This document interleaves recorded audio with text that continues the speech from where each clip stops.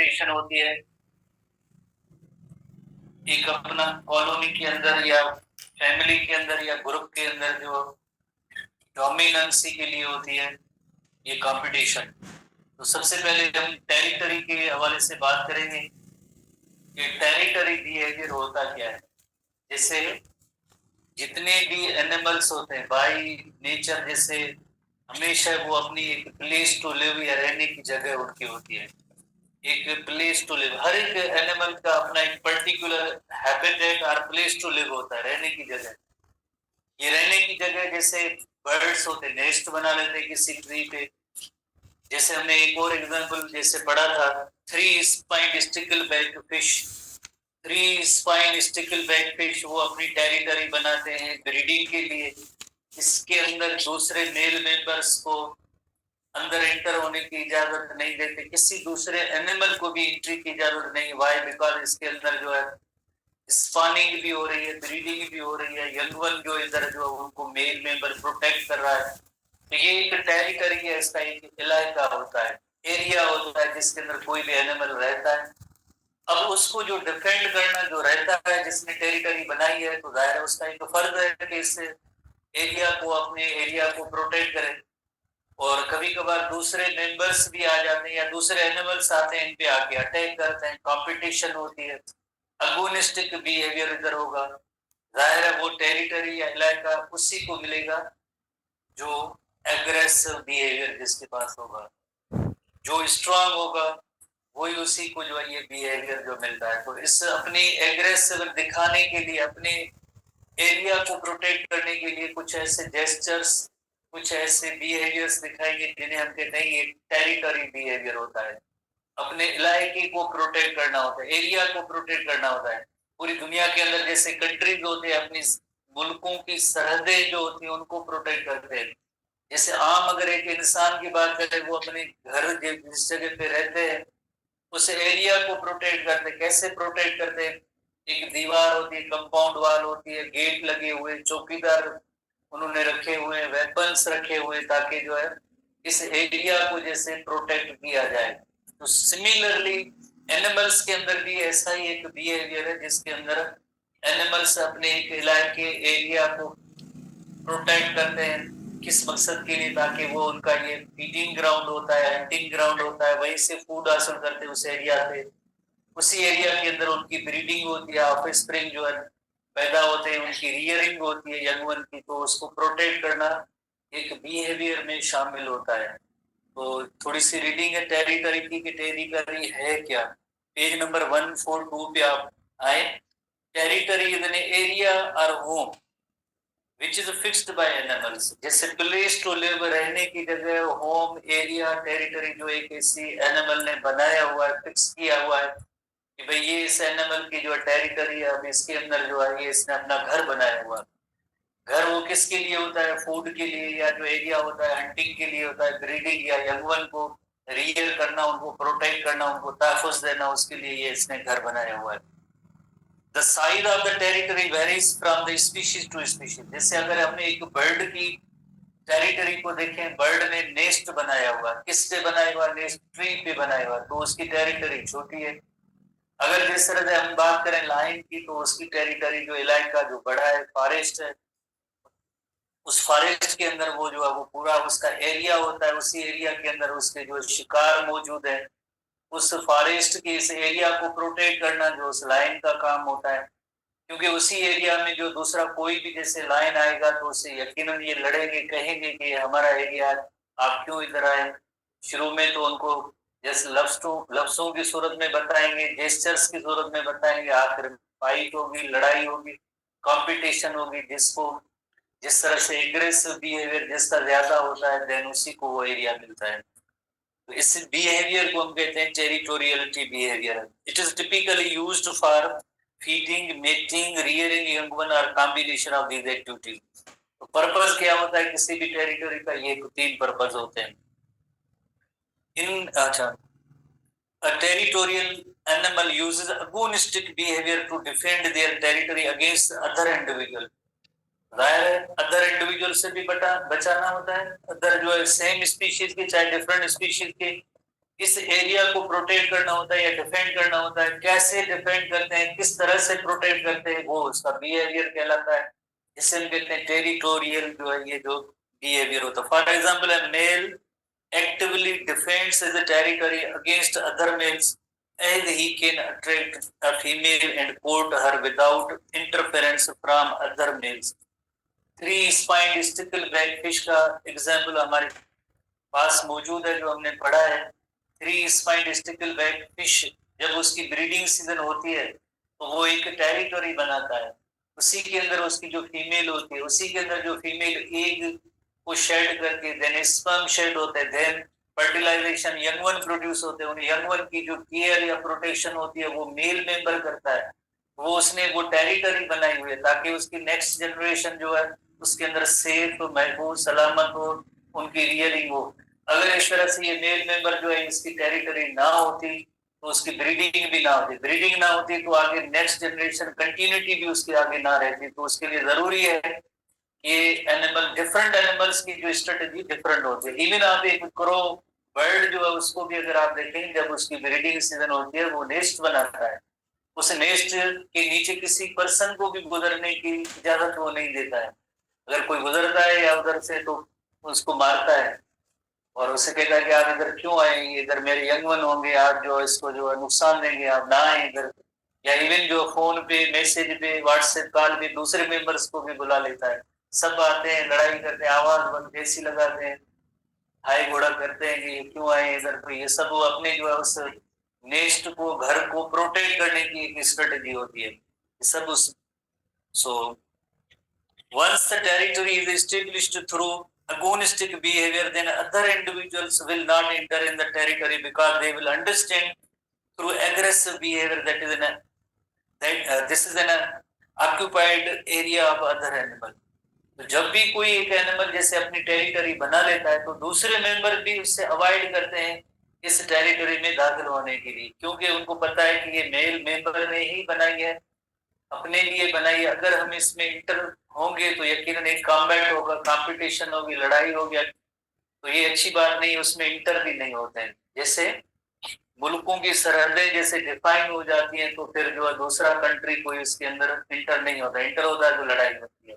या आप छोटे मोटे शहरों की बात करें, किसी ने जैसे ये प्लाट पे कब्जा किया हुआ है, बनाया हुआ है, बाउंड्री दे दी है, चौकीदार खड़े किए, अब जो अंदर बैठे हैं कोई दूसरा पर्सन जा ही नहीं सकता है, क्योंकि अब उनको पता है कि फलां पर्सन ने जो कब्जा किया है कोई दूसरा जाएगा नहीं, लड़ाई हो गई, जाएंगी तो लड़ाई होगी। जमीन होती है उस पर भी ऐसे घर होते हैं जो कंपाउंड वाल को, ये नहीं कोई भी जैसे अगर अपने लिए एक टेरिटरी बनाता है तो देन जो दूसरे मेंबर अदर मेंबर्स उसको अंडरस्टैंड करते हैं कि ये टेरिटरी है, फलां की टेरिटरी है। जैसे अगर जैसे एक छोटा एग्जांपल लेते हैं, लायन जो होता है, लायन अगर किसी एक जंगल में मौजूद है उसकी प्रेजेंस दूसरे लायन को कैसे देता है कि ये जंगल, ये एरिया, ये फॉरेस्ट मेरा है, कोई दूसरा मेंबर इधर ना आए। वो हमेशा आपको पता है कि खास बिहेवियर से इत्तला देता है, दूसरे मेंबर्स को इन्फॉर्म करता है, और रोयरिंग से इतना बड़ा आवाज निकालेगा जो दूसरे मेंबर वो समझ जाएंगे कि ये जो टेरिटरी फलां शेयर किया, हमें इसमें नहीं जाना चाहिए। तो ये एक किस्म का बिहेवियर होता है। ऐसे वोकलाइजेशन या ऐसे वॉइस प्रोड्यूस करना, जेस्चर्स देना, ये सारी कम्युनिकेशन होती है दूसरे मेंबर्स के लिए, उनको बताना, इन्फॉर्म करना कि दिस इज माय टेरिटरी, इसके अंदर कोई दूसरा मेंबर एंटर ना हो। Territorial behavior is seen in animals as diverse as worms, insect, fish, birds and mammals, सबके अंदर पाया जाता है। दो एग्जाम्पल जो है टेरिटोरियल बिहेवियर के हम लेंगे, एक है गोरिल्ला के अंदर टेरिटोरियल बिहेवियर इन गोरिल्ला, और दूसरा है टेरिटोरियल बिहेवियर इन बेबून्स। दोनों को जैसे अगर वेरी सिंपल वर्ड्स में कहेंगे, ये मंकीज हैं, ये किस तरह से अपनी जो है टेरिटरी बनाते हैं, ग्रुप्स की सूरत में रहते हैं, और उस ग्रुप को ट्रुप कहते हैं।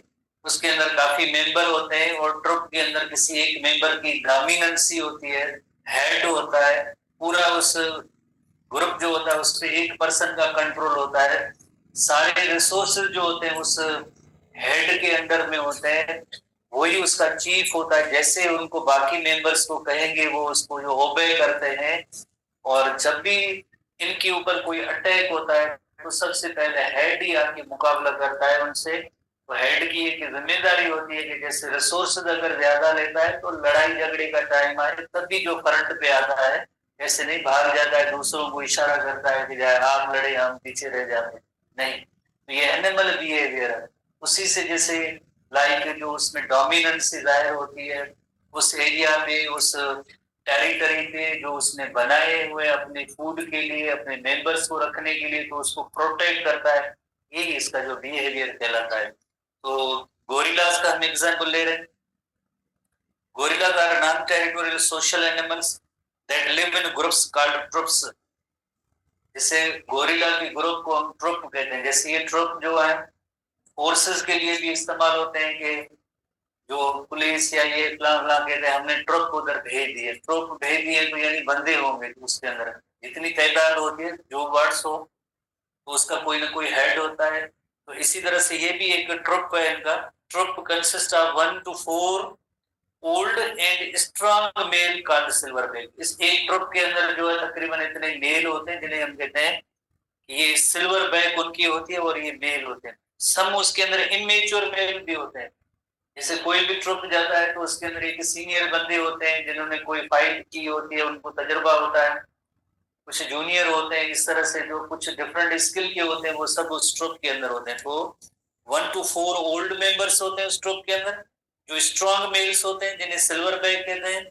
सम इमेच्योर मेल्स होते हैं जिन्हें कहते हैं ब्लैक बैक कहते हैं, and several adult and young females होते हैं। इन सब का कलेक्टिवली एक जो ग्रुप होता है जिसे नेशनल ज्योग्राफिक में जैसे कहते हैं झुंड, झुंड आगे जा रहा है ये और ग्रुप, ठीक है ना। Adult male silverback is usually dominant in the troop and has exclusively breeding right to the female. जो इनके अंदर सबसे एडल्ट होता है वही जो इसका लीडर होता है, हेड होता है, और उसी को सब राइट्स होते हैं। वेस्ट जो फूड की लोकेशन है या रहने की जगह है या ऑर्डर देना दूसरे मेंबर्स को, सब उस हेड के अंडर होता है। या मीटिंग राइट्स होते हैं वो भी सिर्फ एक ही उसी मेंबर को होते हैं, सिर्फ एक वन हेड मेल जो होता है। Adolescent female transfers from troop in another troop before reproducing age, and the rank of female in the troop is determined by the order of the recruit in the troop. कभी कभार ऐसे होता है कि इनकी कोई फीमेल होती है, इस ट्रुप को छोड़ के जाके किसी दूसरे ट्रुप को ज्वाइन करती है।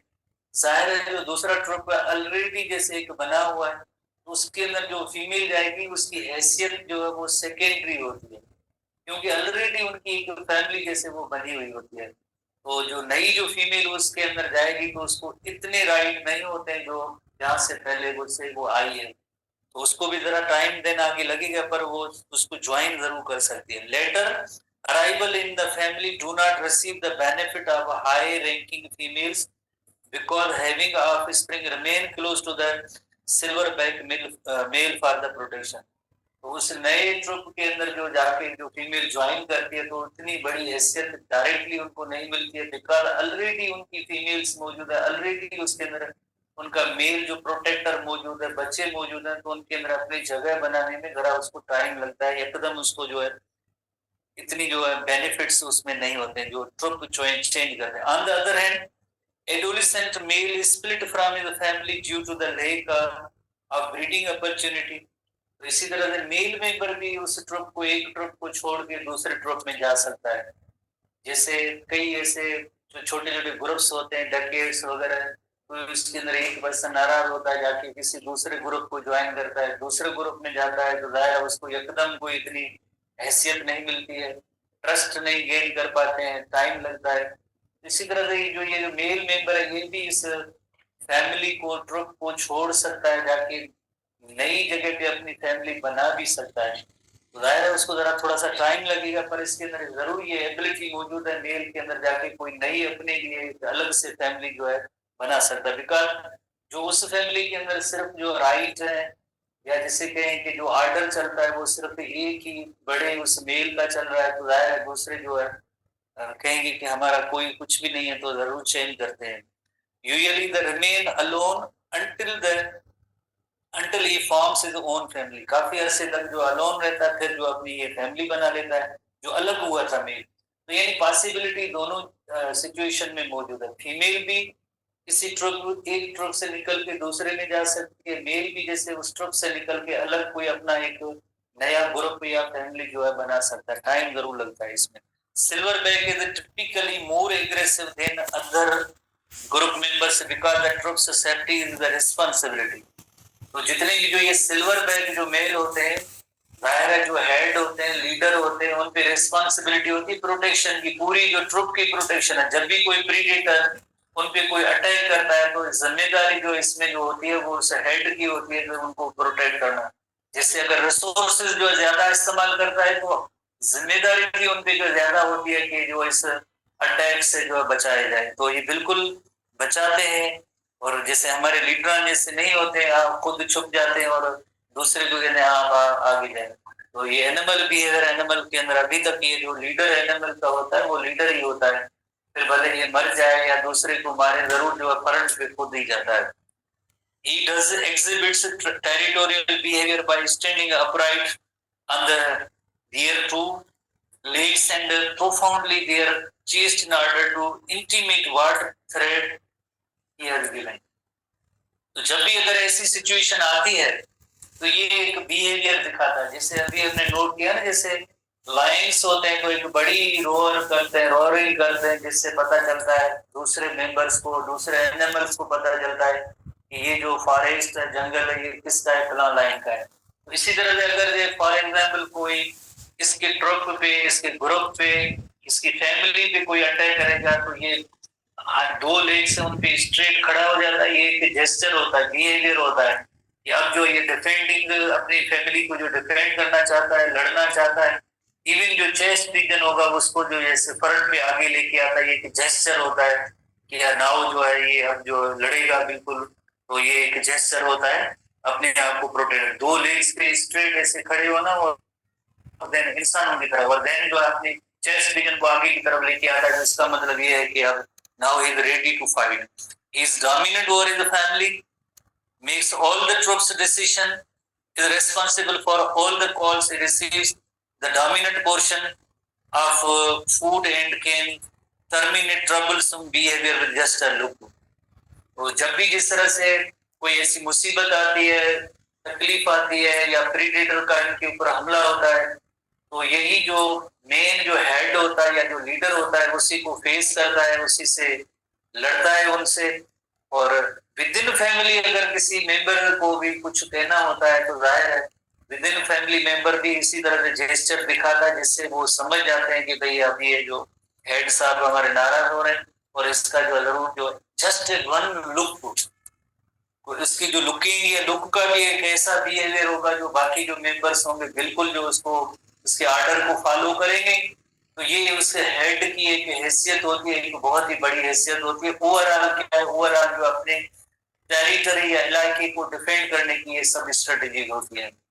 जैसे टेरिटरी बनाया उसके बाद एक अलग भी हो गए, मेल अलग हो सकता है, फीमेल अलग हो सकता है, पर जहां कहीं भी जो हेड होगा उसके ऊपर जिम्मेदारी भी ज्यादा होती है, प्रोटेक्ट करता है, एक सर्टेन जेस्चर दिखाता है। ये सब जो है अपने इलाके को बचाने के तरीके होते हैं। उसके बाद टेरिटोरियल बिहेवियर इन बेबून्स, बेबून्स भी जैसे आप मंकी भी कंसीडर करें तो पर उसके अंदर एक जस्ट मंकीज के दो ग्रुप होते हैं। एक ऐसे ग्रुप होते हैं जिनके अंदर जो टेल होता है वो प्री हेंसाइल टेल होता है।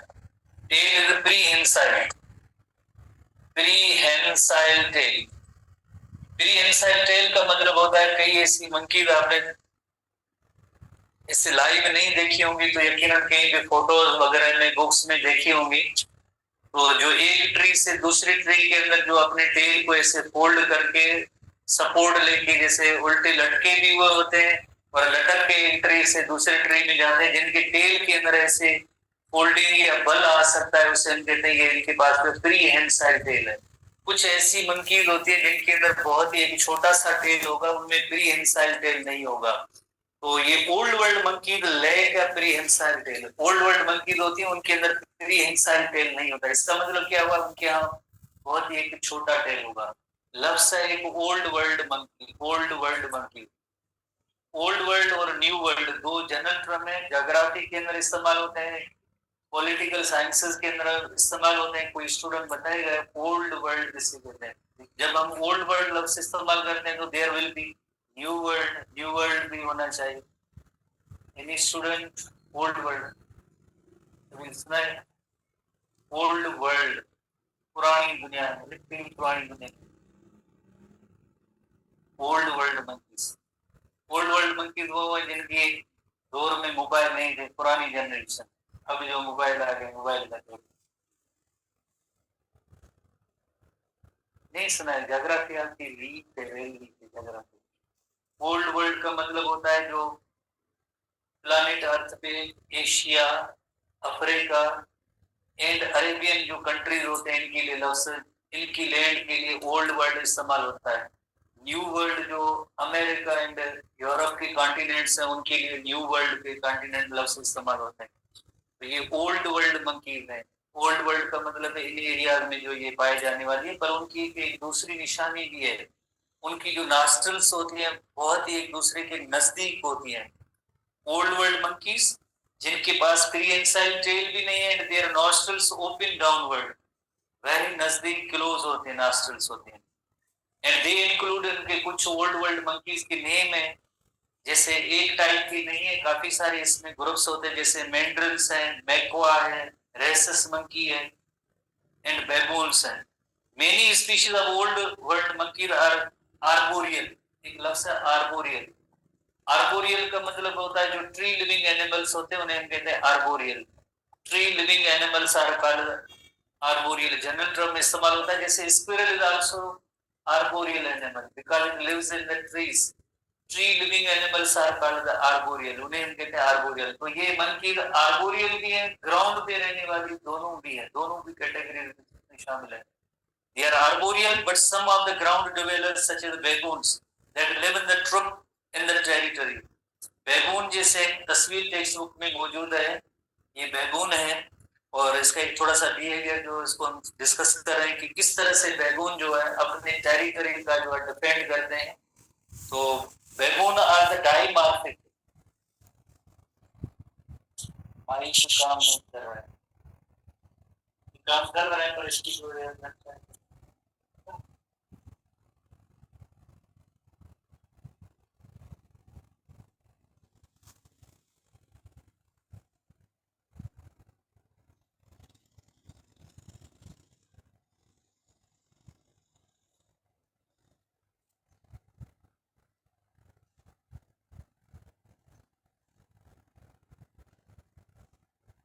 नहीं।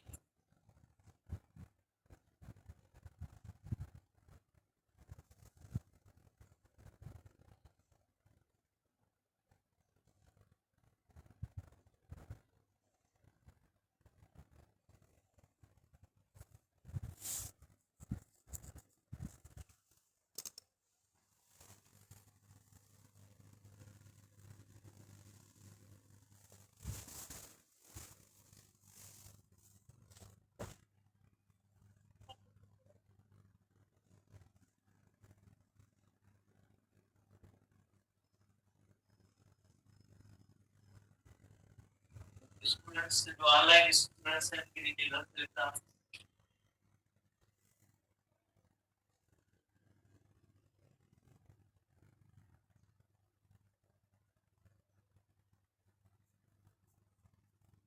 ये जो बुक रीडिंग कर रहे हैं आप, ये हमारे रीडिंग सुन रहे हैं, मतलब कितना है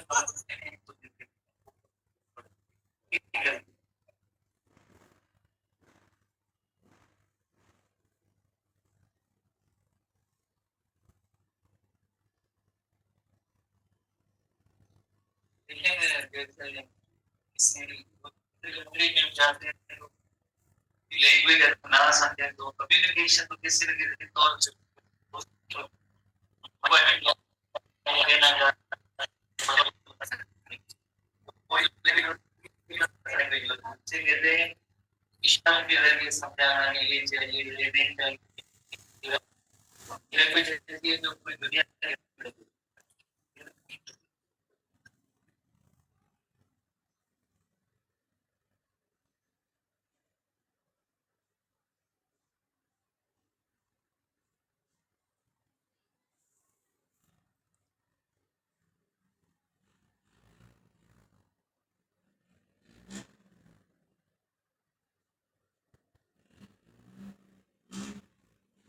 इससे भी आसान तरीका है, वो आजकल जैसे गूगल लैंग्वेज वगैरह सब मौजूद है, ट्रांसलेटर्स मौजूद है, दुनिया की किसी भी लैंग्वेज को आप जो ट्रांसलेट कर सकते हैं। कोई भी लैंग्वेज अपनी इंग्लिश लैंग्वेज टाइप करें, उसकी जो ट्रांसलेशन किसी भी लैंग्वेज में हो सकती है, थैंक्स टू गूगल। ठीक है ना, ये गूगल की बड़ी मेहरबानी। सिंधी उर्दू की भी जैसे ट्रांसलेशन हो रही है, ठीक है। तो anyway, तो ये जो है ना डाइमार्फिक है। डाइमार्फिक का मतलब है कि इसके जो दो फॉर्म्स हैं, जैसे मेल मेंबर और फीमेल मेंबर, शक्ल से भी पता चल सकता है कि मेल और फीमेल एनिमल्स कौन से हैं। मेल जरा थोड़ा सा साइज में बड़ा एनिमल होता है और फीमेल जरा इससे छोटी साइज की होती है, उससे पता चलता है कि ये मेल एनिमल है या फीमेल एनिमल है। स्पीशीज एक ही होती है, जैसे इंसानों के अंदर सर्टेन पॉइंट्स की बुनियाद पे जैसे मेल फीमेल स्पीशीज आइडेंटिफाई होती है, तो उसे हम कहते हैं डायमार्फिक कहते हैं। स्पीशीज वन पर उनके मेल मेंबर और फीमेल मेंबर की सर्टेन फीचर्स की बुनियाद पे अलग अलग मेंबर होना, that is condition is called the dimorphic. तो male are larger than females, they threaten their family members of the troop with their long sharp teeth। और teeth भी कौन से, कैनाइन टीथ। जैसे ये तस्वीर के अंदर, इस तस्वीर बैगून के अंदर जो दो बड़े दांत जैसे नजर आ रहे हैं साइड में, ये कैनाइन टीथ होते हैं। तो कोई भी जिस तरह से आपने कभी घरों के अंदर जैसे डॉग्स या कैट्स वगैरह की कोई लड़ाई होती है या एक दूसरे के साथ जब कम्युनिकेट करना चाहते हैं, तो पहले थोड़े से लफ्जों के तौर पे आपस में ही समझेंगे। अगर उनसे नहीं समझते हैं तो देन जो है थोड़ी सी आवाज तेज करते हैं, बड़ी करते हैं। और भी नहीं समझेंगे तो अपने जो दांत ऐसे निकालेंगे। जेस्चर होता है, एग्रेशन होती है दिखाने के लिए ताकि ये डर जाए और जैसे मेरी डोमिनेंसी जो ना बरकरार रहे। तो इस वजह से ये ऐसा एग्रेसिव बिहेवियर होता है एनिमल्स के अंदर, जिसमें अक्सर जो है ये इवन लायन भी है, डॉग भी है, कैट भी है, ये अपने जो केनाइन टीथ दिखाते हैं, कहते हैं कि देखिए हमारे इतने जो बड़े केनाइन टीथ बड़े, हम आपको खा जाएंगे अगर आप ये जो नहीं इस तरह करें। तो ये एक जस्ट एक जेस्चर होते हैं, लड़ाई से पहले के जो है ये सब जेस्चर होते हैं। थ्रेड्स होती हैं, इन थ्रेड्स के जरिए दूसरे को सबड्यू किया जाता है ताकि वो जो है उसकी जो है बात मान जाए। So one of the more male baboons become dominant by frightening other males। Frightening की मीनिंग है उनको डराता है। कैसे डराता है? इन कैनाइन टीथ को निकाल के उनको जो ऐसे डराता है। द डोमिनेंट मेल पे कॉस्ट फॉर देयर डोमिनेंसी। तो अगर किसी भी एक फैमिली के अंदर, किसी भी एक ग्रुप के अंदर कोई मेल डोमिनेंट है, तो उसकी जो है उसको भुगतना भी पड़ता है, प्राइस भी देनी पड़ती है। क्या प्राइस है? कि जब भी जिसके ऊपर कोई, जैसे ये एक ग्रुप है उसका या फैमिली है, इस पे कोई भी जब अटैक होगा तो इसी मेल को फेस करना होता है, सामना करना पड़ता है। बाकी मेंबर्स का प्रोटेक्शन देना इस मेल मेंबर का काम होता है। जब रिसोर्सेज सब उस पे वो डोमिनेंट होता है, चॉइस सब उसकी होती है, तो देन जब मुश्किल वक्त में वो भी उस पे एक फर्ज होता है कि आप तो लड़े, सामने जाए। वाकई में ये जाते, भागते नहीं, किसी दूसरे को भी नहीं, सबसे पहले वो वहीं पे पहुंच जाते हैं। कॉम्बैट होता है, लड़ाई होती है, देन खुद जख्मी हो जाए, मर जाए, वो अलग चीज है। यकीनन ये मेल जो मेंबर है उससे लड़ते हैं, अपनी कॉलोनी को, अपनी फैमिली को, अपने ट्रक को बचाते हैं। तो ये भी है, जिस तरह से जितने बड़े लोग हैं तो जिम्मेदारी भी इन पे जो इंसानों पे ज्यादा आती है। तो being dominant, it is their responsibility to fight predators and make it hard and so far। उसमें जो अपने आप को जख्मी भी जैसे वो कर लेते हैं, हो जाते हैं, क्योंकि दूसरा मेंबर अटैक करेगा। Baboon travel with the territory foraging or food the whole day and sleeping in the trees at the night। ये इसका बिहेवियर है। जिस भी पूरी फैमिली को किस जगह पे ट्रैवल करना होता है, मूव करना होता है, बस इशारा देंगे, इधर चलना है, इधर नहीं जाना है, इधर जाना है, फूड की नई लोकेशन पे लेके जाना, ये सब उस डोमिनेंट इस मेल का काम होता है। Dominant males decide where and when the troop will move. Total जो डिसीजन उसी का होता है। If the troop is threatened, dominant male protect the troop and retreats and attacks intruder when necessary। तो जब भी कोई भी ऐसे हमले आवाज जो एनिमल दूसरे आते हैं, तो यकीनन जो ये जो मेल मेंबर होता है उससे लड़ाई करता है, और लड़ाई में भले वो जख्मी हो, मर जाए, पर यकीनन जो अपनी जो ट्रुप को बचाने के लिए बिल्कुल फाइट करता है। कैसे फाइट करता है? वोकलाइजेशन के जरिए। वोकलाइजेशन का मतलब होता है ऐसी आवाजें निकालने जिससे दूसरे एनिमल के लिए या दूसरे किसी ग्रुप के लिए एक किस्म की थ्रेट होती है। जैसे कभी आपने जैसे नोट किया हो या नहीं, घरों के अंदर कभी कभार जो है ना ये बिल्लियां आ जाती हैं, तो बिल्लियां आपस में जब लड़ती हैं तो पहले जो है शोर शराबा करती है, ये करते हैं, तो वो एक थ्रेट होती है। एक आवाज निकालेंगे, बदले में इस तरह से दूसरी बिल्ली, तो जिसका भी पावरफुल आवाज होगा देन वो होगा हाँ इससे डरना चाहिए, तो बड़ा आवाज निकालना चाहिए। इस तरह से जो है उस ये वोकलाइजेशन एक किस्म की थ्रेट होती है। या जो डॉग्स की बार्किंग होती है, डॉग्स के भी दो ग्रुप आपस में लड़ते हैं, कभी कभार लड़ते हैं तो तेज एक दूसरे के ऊपर जो बार्किंग करते हैं, तो बड़ी तेज बार्किंग करते हैं, कहते हैं ये तो बहुत ही पावरफुल है, डरो इससे, डरो भागो। And display rather than outright fighting. कुछ ऐसे जो लाइक जैसे अभी हमने नोट किया कि वोकलाइजेशन, कुछ ऐसे डिस्प्ले जैसे केनाइन टीथ निकालना, या जमीन को जो पैरों से नीचे इस तरह से खोदते हैं, तो ये भी एक डिस्प्ले होता है कि अब हम रेडी हैं, आगे बढ़े तो हम लड़ेंगे आपसे। तो कुछ डिस्प्ले करना, कुछ जेस्चर्स दिखाना, आवाज सब अपनी टेरिटरी को बचाने के लिए होता है। मैं भी sufficient to defend a territory. तो इस तरह से जो टेरिटोरियल बिहेवियर होता है, ये और दूसरे एनिमल्स हैं, बट टाइम पहले से भी हमने इस पे ज्यादा दिया है। कल हम जैसे डोमिनेंस हायरार्की पढ़ेंगे, आखिरी होगा, इसको खत्म करेंगे।